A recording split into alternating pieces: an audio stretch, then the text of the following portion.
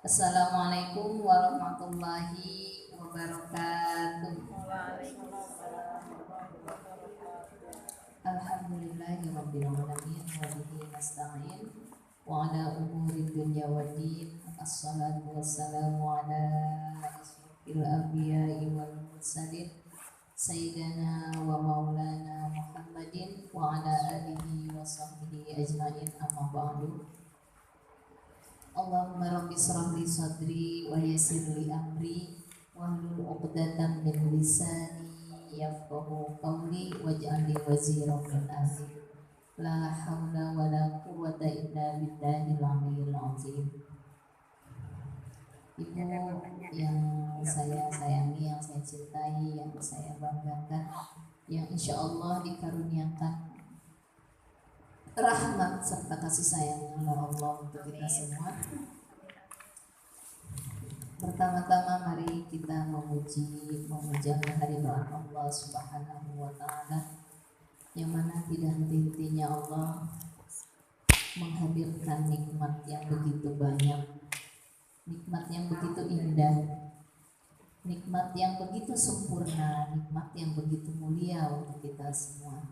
Semoga kita menjadi hamba-hamba yang selalu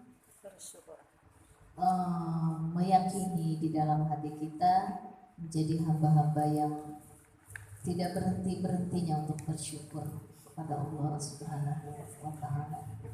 Oleh karena itu, mari kita ungkapkan rasa syukur kita yang dalam kepada Allah dengan ucapan alhamdulillahilladzi bi ni'matihi tatimmu shalihat. Salawat beserta salam, rasa bangga, rasa sayang, rasa cinta kasih kita kepada baginda kita, semoga Allah sampaikan sehingga Rasulullah pun datang menghampiri kita. Karena kelembutan hati beliau, kita pun terpancar kelembutan di dalam hati kita. Oleh karena itu, mari kita ungkapkan rasa itu dengan ungkapan Allahumma sholli ala sayyidina wa maulana wa habibina wa syafi'ina Muhammad sallallahu alaihi wasallam. Ibu yang dirahmati oleh Allah Subhanahu wa taala, kita sudah membahas panjang lebar tentang istiqamah. Mungkin ada di antara ibu-ibu ingin mengeluarkan unek-unek tentang istiqomah. Silakan sebelum saya memasuki bab mungkin terakhir ya tentang istiqomah ini penjelasan.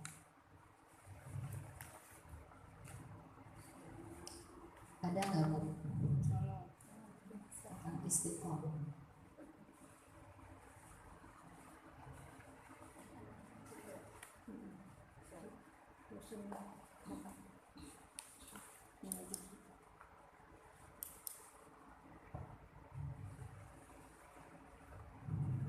Nggak ada.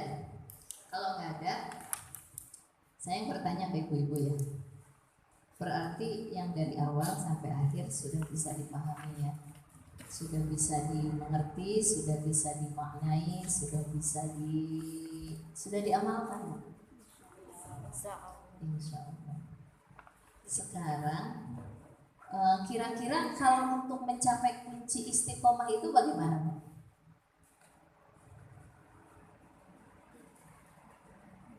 Kan kita hidup ini pengennya istiqomah ya Bu. Berarti apa kunci yang paling ada di otak kita ini? Ya Allah, saya ingin hidup menjadi orang yang istiqomah. Nah, kuncinya apa yang paling inti itu gitu? Disiplin itu istiqomah. Cara mencapainya. Iya. Kalau kemarin kan step by step supaya mudah melaksanakan istiqomah. Jadi jangan banyak dulu, sedikit-sedikit tapi terus. Nih, bagaimana supaya saya ini menjadi orang atau hamba atau sosok yang bisa masuk ke dalam golongan orang yang beruntung tadi, istiqomah, kan begitu? Bersihkan hati dulu. Bersihkan hati dulu. bersihkan hati itu termasuk bagian dari istiqomah. Satu, bersihkan hati. Kedua, bersihkan lisan. Ini cara mencapainya, Bu. Cara mencapainya. Saya mengutip dari pandangan para ulama ya, Bu ya. Cara mendapatkan atau cara bagaimana supaya kita istiqomah, supaya dawam dalam melakukan sesuatu, supaya ringan gitu Bu, untuk terus melakukan itu, supaya ketika melakukan kebersihan hati itu tidak hari ini hilang rasa ria, rasa ujub, rasa dengki, besok datang lagi. Supaya enggak begitu bagaimana gitu kan? Nah, bagaimana supaya lisan ini hari ini tetap lembut dengan orang lain, tetap menjaga enggak gibah. Bagaimana itu kan begitu? Saya mengambil pandangan dari para ulama klasik ya, di dalam kitab Hilyatul Aulia. Itu yang pertama,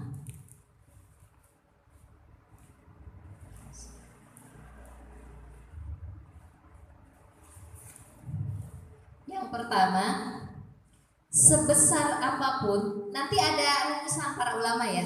Nah, hari ini saya ingin menyampaikan 4 hal dasar besar.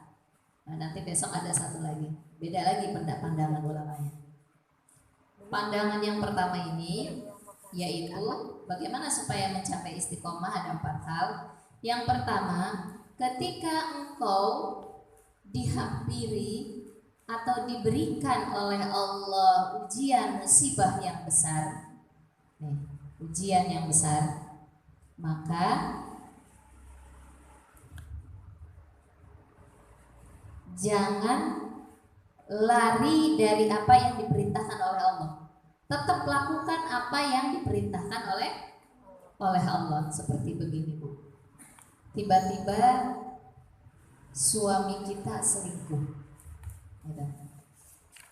tiba-tiba suami kita jangan ya, mudah-mudahan enggak. Tapi ini kan contoh ya Bu ya, marah-marah. Apa yang terjadi? Ngapain saya sholat?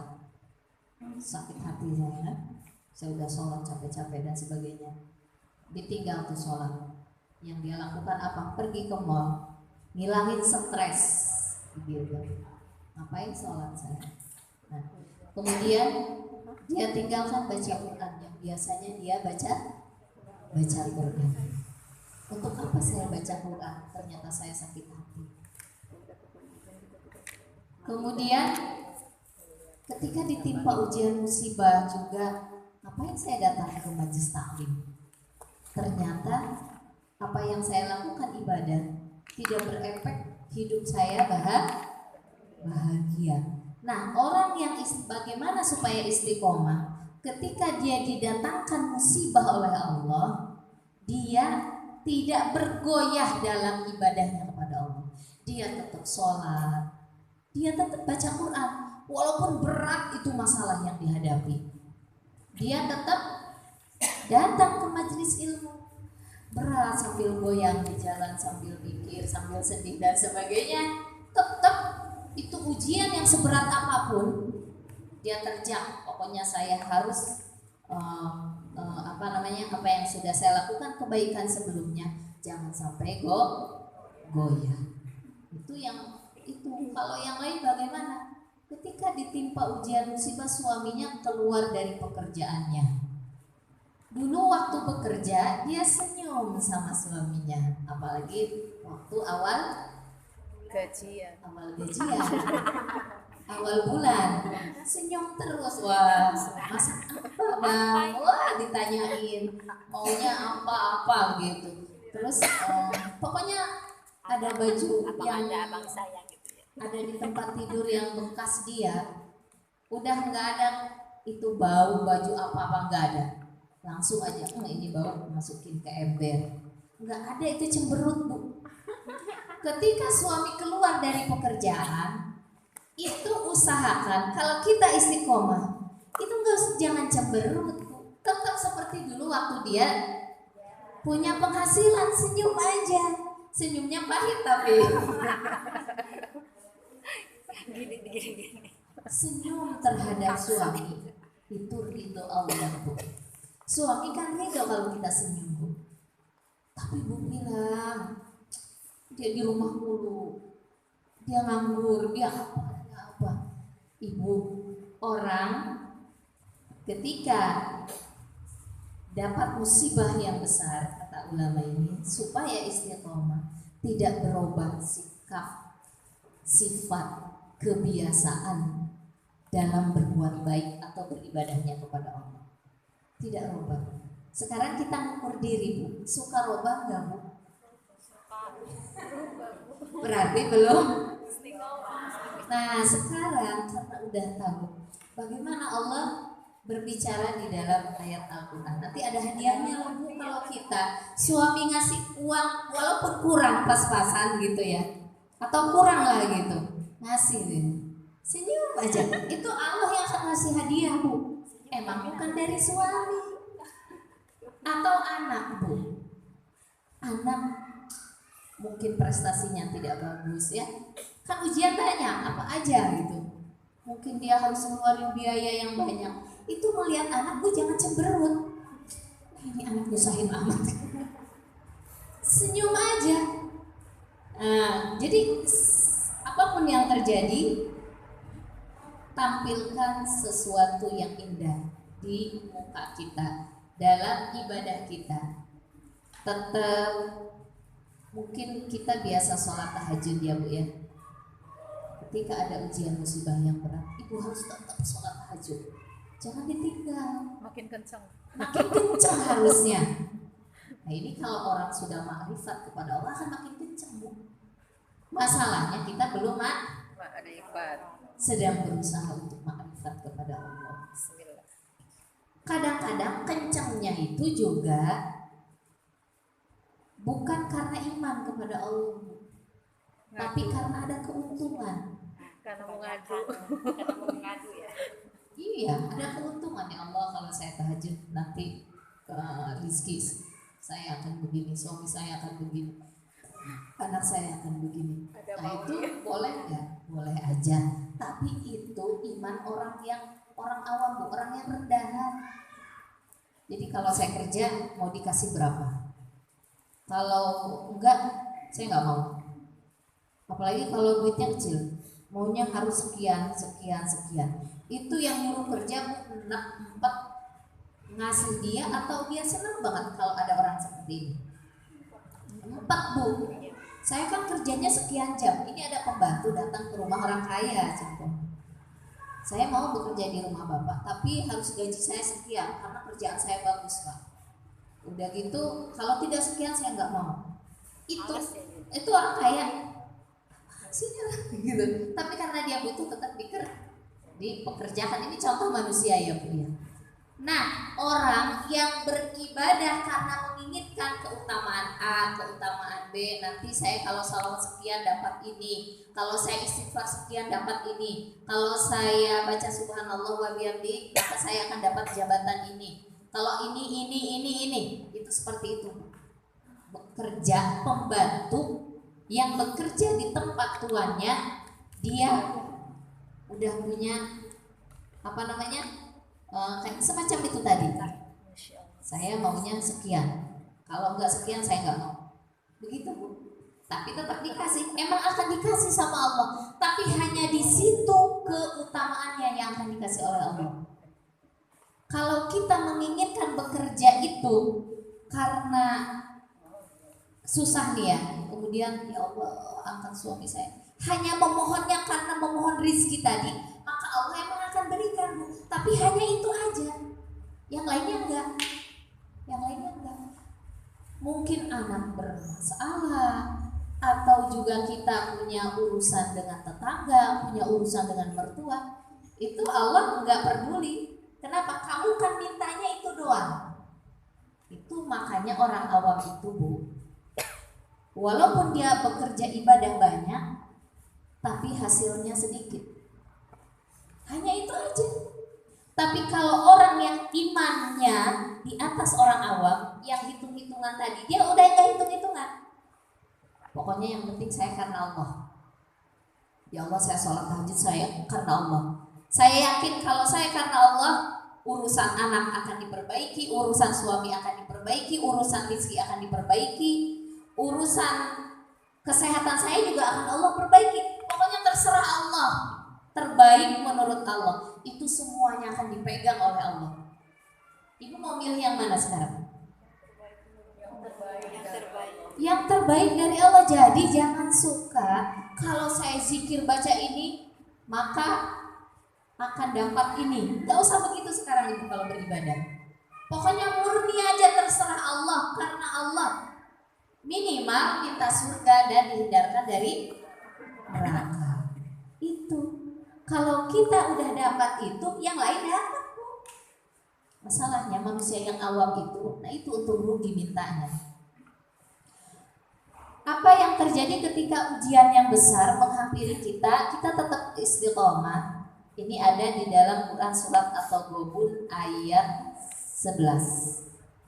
Ini ada orang dikasih ujian yang besar, supaya dia tetap istiqomah. Bagaimana caranya? Dia tidak berubah dalam hal berbuat baik, malah lebih rajin ibadahnya, lebih rajin ngajinya, lebih dia berusaha untuk lebih dekat kolbunya kepada Allah Subhanahu wa Ta'ala. Dia lebih banyak di nafasnya yang keluar Allah, nafasnya yang masuk Allah. Di setiap penglihatannya, pemaknaannya Allah, pokoknya semuanya Allah, kebaikan dari Allah. Apa yang akan diberikan kepada orang ini? Ma asaba min musibatin illa biidznillah. Apapun yang menghimpit kita, yang terjadi pada diri kita, ma asaba min musibah. Apapun yang terjadi pada diri kita itu illa biidznillah. Itu tuh kecuali atas izin Allah, Bu. Jadi apa yang terjadi? Allah itu mengizinkan, pasti ada maksud dan tujuan ke orang itu. Tiba-tiba yang kerja jadi nggak kerja. Ada tujuan dari Allah, ada maksud. Allah ngelihat gini, kamu udah 10 tahun bekerja, udah enak. Terus Allah ngelihat rekeningnya juga masih ada. Allah kan lebih tahu dari kita. Kalaupun tidak punya simpenan di rekening, kamu masih dikasih kesehatan, tenang aja kata Allah. Aku coba uji ya. Diangkatlah penghasilannya, tapi badannya masih sehat, pandangannya masih bagus, penciumannya masih bagus, ininya semuanya masih bagus. Tiba-tiba jebret gitu ya, diangkat oleh Allah, datang COVID tuh tutup perusahaannya. Tadinya wah gitu ke atas. Kata Allah, coba aku lihat, masih sholat enggak? Ternyata masih sholat dia. Masih baca Quran enggak? Masih baca Quran. Haji majlis taklim. Sebelum COVID dia enggak ngaji. Pas COVID dia ngaji. Wah, berarti dia lebih baik. Masya Allah kan? Kata Allah, berarti dia lulus nih, dikasih ujian. Jadi illa biiznillah, kecuali atas izin Allah, Bu, itu semua. Bu Vila, COVID emang kita nerima sih, tapi kantong menipis kan gitu. Benar, kantong menipis banyak ya Mas, termasuk saya, Bu. Kantong menipis dan sebagainya. Tapi kalau kita mau maknainya itu datangnya dari Allah, pasti ini bukan keburukan. Bukan keburukan. Jadi Allah ingin melihat sebatas mana dia mampu menghadapi atau ridho enggak dengan ketentuan yang Allah berikan kepada kita. Seperti itu ya Bu ya. Tapi ujian banyak bentuknya, bukan hanya itu aja. Tiba-tiba datang ujian itu, ya Allah, saya kemarin dapat ujian, anak saya kabur dari pesantren. Luar biasa gitu. Ada yang begitu ya, punya pengalaman anaknya kabur. Kaburnya bukan ke rumah, Bu, berangkat ke pesantren, nggak mau diantar. Di tengah jalan dia turun, naik Grab sendiri. Oh, kita ya udah dikira nyampe, Grabnya yang ngasih tahu. Putra ibu turun di jalan. Wah, kita kan, anak saya itu kan bukan orang gaul yang temen-temennya dia kenal temen, enggak. Nah itu saya di situ takutnya. Terus orangnya kan keras gitu ya. Aduh. Tapi ibu, ketika itu ujian datang, saya yakin ini datangnya dari Allah. Apa? Ini kesalahan kami. Langsung saya nggak nyalahin anak. Ini kesalahan kami. Kita tobat. Sholat dulu kita sebelum berangkat cari dia. Maghrib lagi bu. Malam ya. Di jalan, di hati ini bu tenang. Hati itu emang nggak bakalan bohong bu. Karena hati milik Allah dan hati kita connect sama Allah. Itu pelajaran banyak dari saya. Kenapa? Karena saya sedang mempelajari tentang kolbu. Di situ saya banyak belajar. Saya tidak ada keresahan di dalam kolbu saya. Yang bikin rusak itu pikiran. Yang bikin kita cemas pikiran.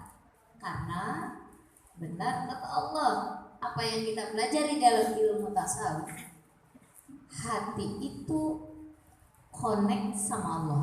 Ruh itu connectnya sama Allah. Tapi ini bisa dari info dari sini, belum lagi dari setan kan.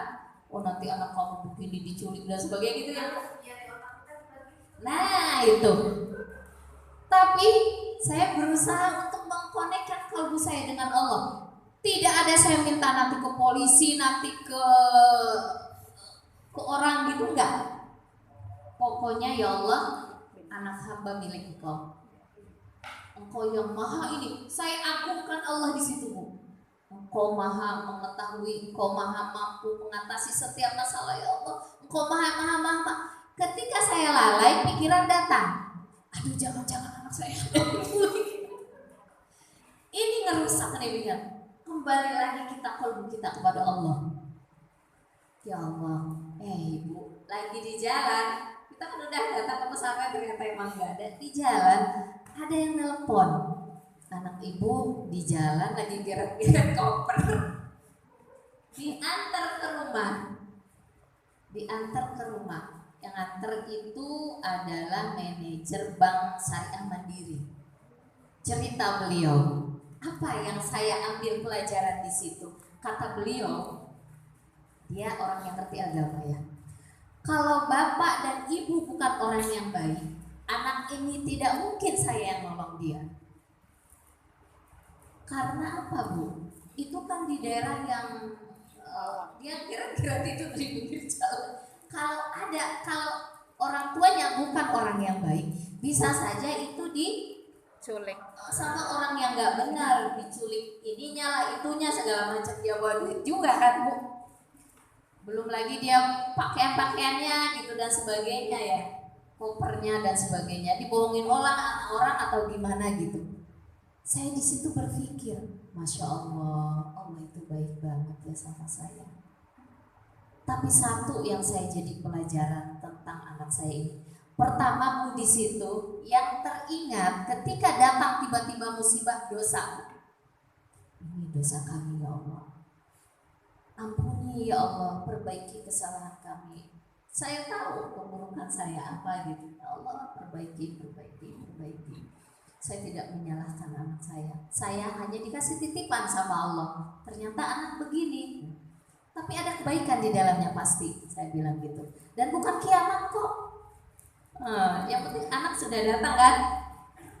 Yang saya takjub juga ketika orang itu mengatakan kalau bukan karena kebaikan, karena anugerah Allah kata dia, mungkin bukan saya yang bawa ke sini. Orang-orang yang nggak benar, yang bisa meminta imbalan lah, apa anak ibu ada di saya, apalagi gitu ya. Ini bu, ketika dia makan di tempat makan, orang bertanya semua dikerubutin gitu. Adek mau kemana? Saya mau keluar dari pesantren, udah gak betah. Terus mau kemana sekarang? Mau ke rumah teman, gak mau pulang ke rumah, lagi marah dia. Kita kan paksa balik lagi ke sana. Ternyata berat ya bu ya, ternyata ada anak dapat ujian seperti ini. Ibu yang keluar anak itu saya baru ngerasain. Masya Allah, jadi saya tuh jadi merasa tidak sok suci jadinya Bu. Alhamdulillah ya. Saya alhamdulillah Bu dikasih ujian seperti ini. Mungkin sebelumnya saya akan merasa so hebat, so suci. Kenapa? Anak saya alhamdulillah baik-baik aja. Tapi karena ini, ternyata ya Allah, alhamdulillah di situ. Saya nggak menyesali. Saya tidak menyesal karena ini atas izin Allah. Atas izin Allah. Ketika dia dikerubutin, jadi cerita dulu ya Bu ya. Mungkin ada nanti, ada yang sudah pengalaman. Security datang, adek mau kemana? Saya nggak tahu, saya mau ke rumah teman, kata dia. Gagah banget ya, security. Temennya di mana? Nggak tahu kan? Dia masih bingung gitu kan, kabur tapi masih bingung gitu. Terus apa kata security? Adek jangan dulu kemana-mana ya, dia khawatir kan. Ada yang itu ya Bu, manajer bank Syariah Mandiri daerah Pamulang, dia ngasih. Dia langsung tergerak, kata dia saya langsung tergerak ingin menolong anak ini katanya. Adek, nanti bapak antar ya. Terus dia ngomong ke security-nya, Pak percaya nggak dengan saya? Nih kartu nama, KTP, SIM, semuanya diperlihatkan ke orang-orang yang ada di sekitar situ. Khawatir, takutnya kan nggak dipercaya Bu ya. Terus ada yang mau ikut saya nih, identitas bapak. Khawatirnya ada tidak percaya dengan bapak. Ada yang mau kemana? Terus kata dia saya mau ke rumah teman. Gak bisa. Jadi dia kayak ngedidik. Kamu punya 2 pilihan, 3 pilihan. Satu balik ke pesantren, satu ke rumah, satu ke kantor polisi kan. Jadi kayak sinetron. Apa yang terjadi? Anak saya milih, saya ke pesantren gak mau kan. Kenapa alasannya? Ditanya di situ. Saya udah melakukan segala macam. Yang kedua berarti 2 pilihan antara polisi dan rumah. Ya udah aku ke rumah aja. Akhirnya balik ke rumah Bu. Jadi itu saya ke sana kan gak nyampe 1 jam ya. Di jalan mau lagi nyari gitu kan. Ada telepon ini. Anaknya udah ada di rumah dia gitu udah. Masya Allah, alhamdulillah. Itu Bu. Benar ya, ujian itu gak ada apa-apanya dibanding dengan nikmat ketika hadir anak kita. Ya, betul gak Bu? Yang sudah pernah kabur, kita tetap lebih menikmati kehadiran anak kita ditimbang musibah yang sudah terjadi tadi.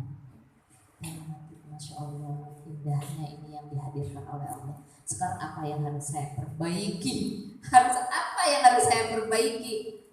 Sama ayahnya juga harus ada yang diperbaiki. Ini kesalahan kita semua. Ayah yang ngobrol. Selama ini mungkin kita kurang perhatian, jadi ketahuan kekurangan kita. Selama ini mungkin kita agak otoriter sama anak gitu. Ilmunya keluar semua yang saya ajarin. Masya Allah, benar-benar ujiannya. Oh saya harus lebih berpasrah diri. Saya nggak punya kekuatan, saya nggak punya kemampuan, hanya Allah semua. Jadi kembalinya ke Allah Bu. Masya Allah, itu pas datang kita belum bisa berbicara Bu di rumah. Dia tidur, dia capek juga kira-kira gitu. Ini dia aja belum tahu tuh, nggak tahu deh sekarang udah tahu. Beliau punya pengalaman, beliau lebih berat lagi pengalamannya. Saya dalam hati saya, ya Allah, saya ini lebih ringan sebetulnya. Ada orang-orang yang lebih berat di sekeliling saya yang mendapatkan ujian. Ada apa-apanya. Tapi itu pengalaman berharga Bu. Ketika musibah datang, emang benar kita itu harus, saya bilang begini, saya bisa menyampaikan kepada orang, ketika masalah itu datang, jangan fokus dengan masalah itu. Saya pakai Bu itu, teori itu. Apa fokusnya? Kepada Allah. Ya Allah, kok maha ini, ya Allah, kok maha itu, ya Allah. Terus saja zikir, enggak ngomong sama suami, enggak ngomong sama anak, zikir aja. Ya Allah, saya hamba yakin, ya Allah, hamba ini, ya Allah, hamba itu, segala macam lah. Tidak ada yang buruk kalau aku berserah diri kepada Engkau, dan pasti Engkau akan menolong kami gitu. Di situ benar total pasrahnya hati saya kepada Allah.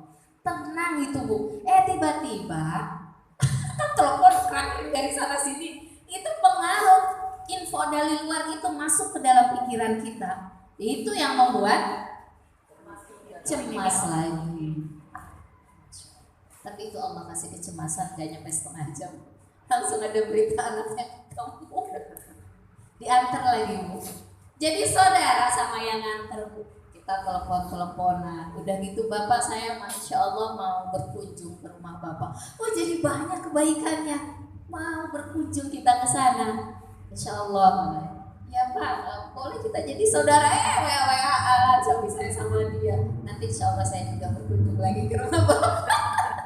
Kayaknya saya nyaman di rumah Bapak, diterima dengan baik, enak. Dia melihat apa ya, keadaan rumah kita, keadaan keluarga kita. Saya yakin keluarga Bapak adalah keluarga yang baik. Kita bukan bangga dengan diri kita, enggak.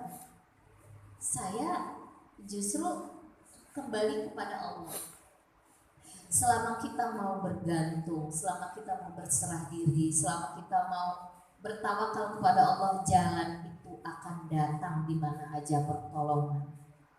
Kalau orang yang itu pun dia nggak minta, mau dikasih transfer juga nggak mau ya, dia orang lumayan, dia orang kaya ya, mobilnya juga bagus itu. Dia nggak ini Bu, jadi justru dia merasa bangga bisa nolong kita. Coba bayangin kalau ada orang ambil kesempatan ya Bu, ambil kesempatan minta berapa atau apa, saya udah nganterin anak itu dan sebagainya, di mangga Bu, malah jadi saudara. Masya Allah. Pokoknya wa may yattaqillaha yaj'al lahu, dan akhirnya dia mau dengan kesadarannya balik lagi. Insya Allah sore ini mau diantar. Saya minta doanya, semoga kejadian kemarin adalah ibrah yang baik dari Allah dan bisa menghapuskan dosa-dosa kami gitu ya, dua orang tuanya, dan bisa melembutkan hati anak kami, dan dia bisa menjadi anak yang berbakti kepada Allah, kepada Rasulullah, dan kepada orang tuanya. Saya mah jadi gini Bu, tidak ada kata putus asa. Jangan ada kata putus asa ya. Dan jangan ada kata merasa pede banget ketika anaknya baik. Kemudian kalau anaknya kurang baik juga jangan putus asa. Allah yang memiliki hati dia. Ya muqallibal qulub, sabbit qulubuna ada dinika wa ada thaatik. Itu awalnya emang kita kurang doain karena udah percaya dengan pesantren. Ternyata tidak boleh kita merasa puas diri gitu ya, walaupun di sana. Karena bukan itu sebetulnya, intinya adalah bagaimana ketergantungan kita kepada Allah. Jadi itu atas izin Allah. Itu ceritanya Bu ya. Apa yang diberikan oleh orang yang semuanya dia tetap kontrak di jalan Allah ya. Wa may yu'min billah yahdi qalbah. Orang yang yakin kepada Allah, maka Allah akan memberikan hidayah kepada hatinya, petunjuk kepada hatinya. Kamu tuh harus sabar. Kan kita kalau dikasih ujian sama Allah ya suka dinasihatin orang, kita harus sabar, makin kenceng doanya, kan suka ada yang nasihatin gitu ya, makin ini tenang, nanti dikasih petunjuk sama Allah. Saya tuh bukan butuh petunjuk, saya tuh pengen begini. Suka ada yang gitu yang marah Bu. Suka ada. Apa petunjuk ini orang saya butuhnya ini katanya gitu.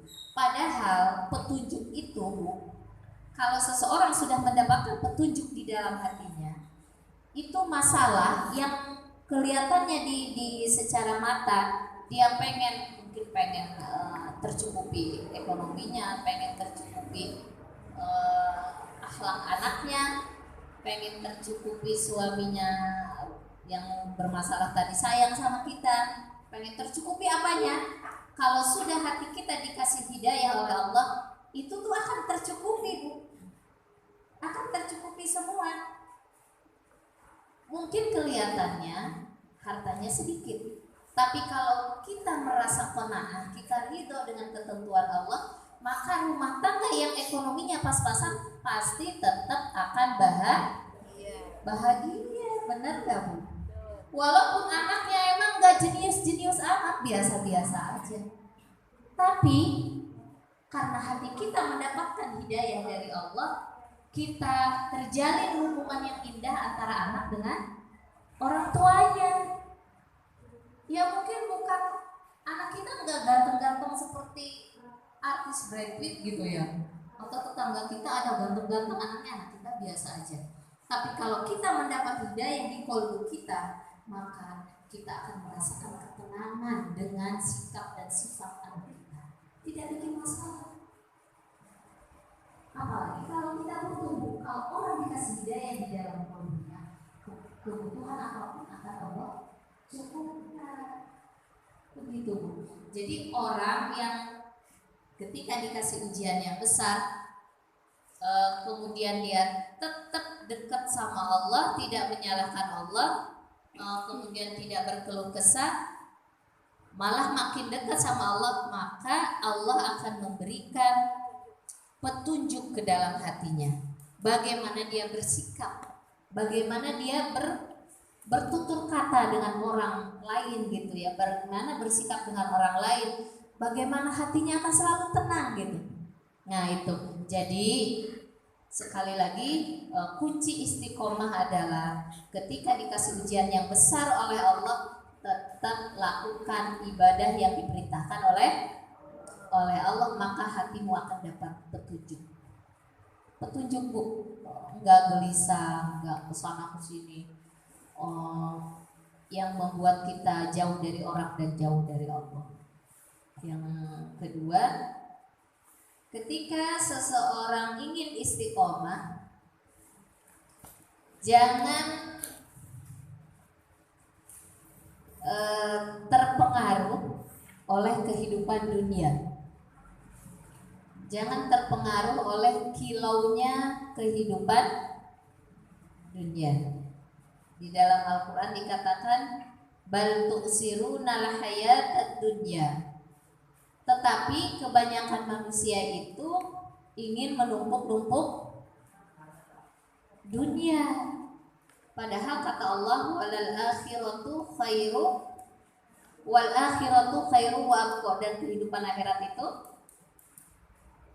lebih kekal ya. Kebanyakan manusia Bu, sebaliknya Bu, kebanyakan manusia kalau dikasih kehidupan yang menyenangkan, dia lupa untuk bertawajuh kepada Allah karena sudah merasa cukup.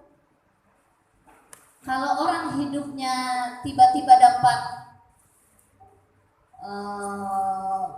proyek besar, mungkin dia nggak datang ke majelis taklim. Kalau anaknya tiba-tiba sukses, diajak ke sana, diajak kemari, pergaulannya pun akan berubah. Nah itu, jadi kalau orang ingin istiqomah, ketika dikasih oleh Allah ujian, ditambah rizkinya, diangkat jabatannya, atau diberikan kesenangan lain, tidak berubah hatinya untuk dekat kepada Allah. Jangan sampai begini Bu. Ini yang kata Allah, jangan sampai hatimu melenceng gitu dengan kehidupan dunia. Ketika kita sedang istiqomah di dalam melakukan kebaikan, contoh lagi ada pengajian majelis salim, memalingkan muka saja nggak boleh Bu, kata Allah. Apa ayatnya? Wala ta'lu aina. Jangan memalingkan mukamu. Kebanyakan orang Bu ya, kalau lagi di majelis salim, bukan majelis salim kita Bu, saya lihat itu, saya suka ikut majelis salim. Itu yang ceramah, yang megang HP, lagi ngapain dia megang HP? Chatting-chattingan sama temennya, chatting-chattingan sama anaknya, chatting-chattingan sama suaminya, atau usaha lagi dibawa di dalam pengajian. Cari dunia. Ada yang begitu Bu? Saya lihat di sini nggak ada yang buka HP ya Bu ya. Kemudian saya lagi jelasin. Kata Allah, jangan palingkan mukamu ketika engkau di jalan Allah.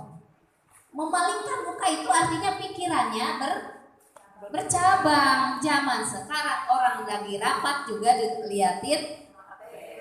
Jangankan di rapat Bu, yang kepala rapatnya di atas, saya kan sering ngadainnya. Terus ada yang ceramah, dia asik aja main HP itu, nggak dipakai ayat itu.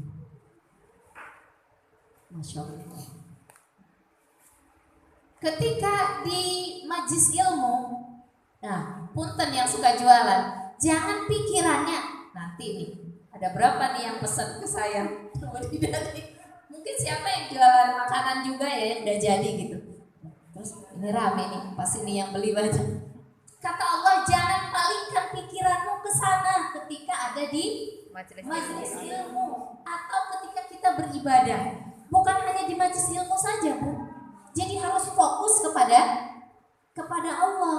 Nanti kalau pikiran kemana-mana, apalagi itu hubungannya dengan dunia, itu yakin gak bakalan istiqomah, Bu. Hidupnya gak bakalan istiqomah. Ini ulama yang merumuskan tentang ini. Kenapa? Karena dia masih belum yakin, masih mencela-mencela kolbunya kepada Allah. Yang ada di sini bal tu'siruna hayatan dunia. Di dunia. Jangankan yang bisnis, Bu. Ini saya atau guru-guru juga diuji seperti itu. Ini yang hadir banyak gak ya? Nah, begitu semuanya akan diuji.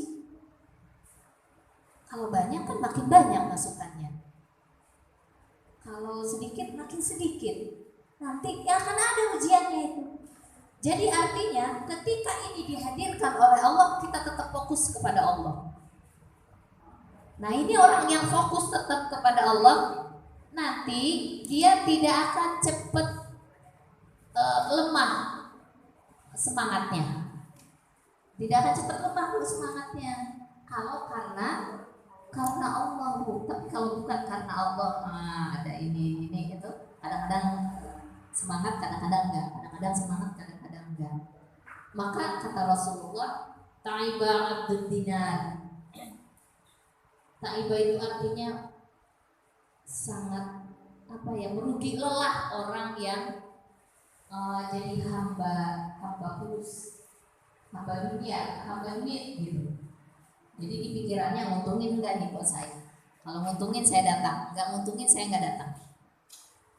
Nah itu sengsara kata Rasulullah, lelah dia hidupnya. Hanya untuk menumpuk-numpuk itu aja.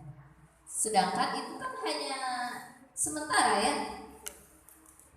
Yang akan dibawa kita menghadap Allah adalah bagaimana fokus kita, semangat kita, dawam kita untuk mencari Allah gitu. Jadi sekali lagi jangan terprovokasi oleh kehidupan dunia ya Bu ya. Jadi walaupun banyak job, saya sedang mencari Allah, itu nanti. Begitu aja Bu. Ini kadang-kadang kita suka kembali. Ini lagi job sayang-sayang sekali-kali nggak usah ngaji. Begitu. Atau disiasati dalam 1 kali 24 jam kan kita masih bisa geser sana geser sini waktu itu ya.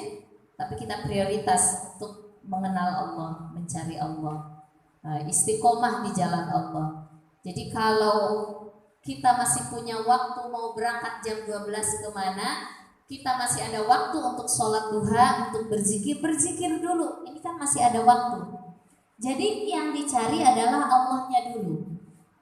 Jadi dia tidak terprovokasi, terpengaruh dengan keuntungan tadi. Wah saya kan akan dapat keuntungan, saya berangkatnya lebih awal. Sehingga dia tinggalkan untuk zikir, sehingga dia tinggalkan untuk atau majelis ilmu dan sebagainya. Tapi kalau orang yang ingin istiqomah di jalan Allah, itu salah satu syaratnya Bu. Jangan kalah dengan kehidupan dunia. Seperti itu. Mungkin dari saya cukup sekian ya Bu ya. Semoga apa yang saya sampaikan siang ini bisa dibawa pulang, bisa bermanfaat untuk ibu-ibu semua, dibawa pulang ke rumah. Dan semoga Allah ridho dengan apa yang saya ucapkan. kemudian Allah ridho dengan apa yang kita sudah lakukan. Sebelum kita tutup, mari kita membaca surat Al-Fatihah dulu sebelum kita membuka tafsir. Ila hadziniyah wa ala kulli niyatin salihah bi barakati al-Fatihah.